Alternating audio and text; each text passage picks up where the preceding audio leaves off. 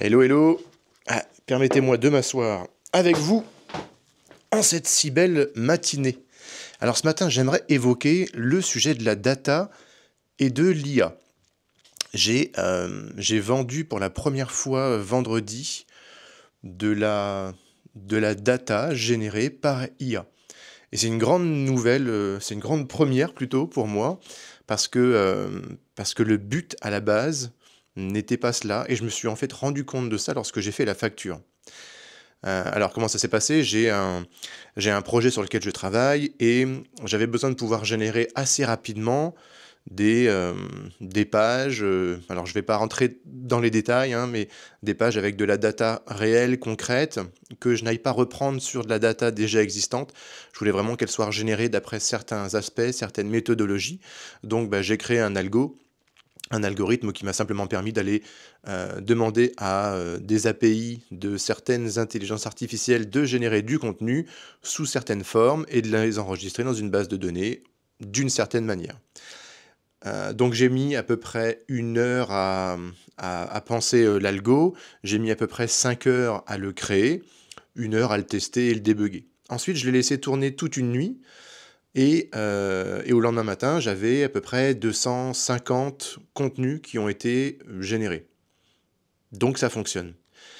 Le but, c'est d'en générer pas loin de 12 000 parce que, euh, parce que le projet le requiert tout simplement. Et, euh, et donc une fois que ces 12 000 data seront terminés, j'aurai un coût à la fin qui sera le coût d'utilisation de l'IA. Alors forcément dans tout ça, il y a le coût de création de l'algorithmie, il y a tout le reste, hein. Mais j'ai fait pour la première fois de ma vie une facture où je vends de la data alors que je ne l'ai pas directement acheté. En fait, c'est bizarre, j'ai participé à sa conception. Jusqu'à aujourd'hui, quand j'achetais de la data pour un client, c'était par exemple de la data pour faire des campagnes SMS, pour faire des campagnes mailing, pour faire de la prospection, pour faire... allez, on a tous acheté, nous dans la com, ces bases de données avec les villes, les codes postaux, la densité, et encore quand je dis acheter, il y en a plein qui sont gratuites et qui traînent un peu partout. Mais c'est vrai que vendredi, quand j'ai facturé cette prestation, je me suis dit, est-ce que je ne suis pas en train de vendre une prestation du futur? Vous comprenez ce que je veux dire? C'est pas quelque chose que j'ai l'habitude de faire encore, c'est pas quelque chose qu'on a l'habitude de faire, et pourtant c'est ce qui est en train de se développer. Il y a un modèle économique là-dessus qui arrive, qui est les personnes qui savent coder et qui ont compris comment on peut utiliser l'IA aujourd'hui, et ben on est capable du coup de générer de la data. Alors, c'est vrai que je ne vous ai pas donné vraiment l'exemple du projet sur lequel je travaillais parce que pour le moment, je tiens à le garder de côté. J'en parlerai sûrement plus tard. Et j'en ai parlé dans quelques shorts, ça c'est l'indice. Mais bien sûr, le but, c'est pas de générer de la fausse data, hein, dans ce cas présent.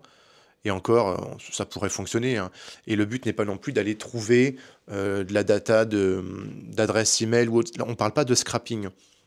Je vais essayer de vous donner un exemple rapidement. Si. Ah bah tiens, si je voulais, pour reprendre l'exemple des villes, demain je veux ouvrir un site internet qui va mettre en avant toutes les villes de France, ou même d'une région, peu importe.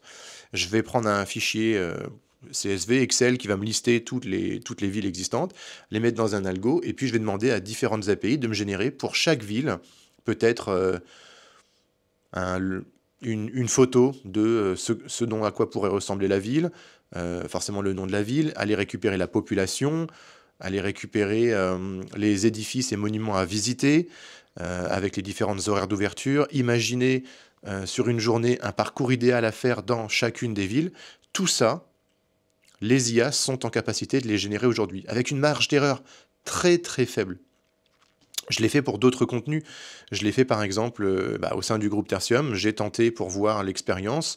J'ai généré 600 fiches de prestations sur le site et on est en train de travailler en SEO pour voir comment on est capable de positionner ça.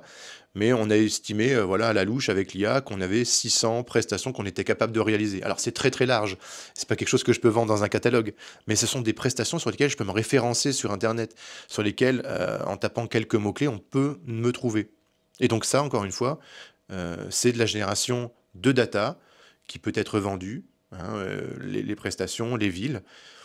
Et je pense qu'on est à l'aube de cette nouvelle ère d'utilisation de l'IA pour générer du contenu et le vendre.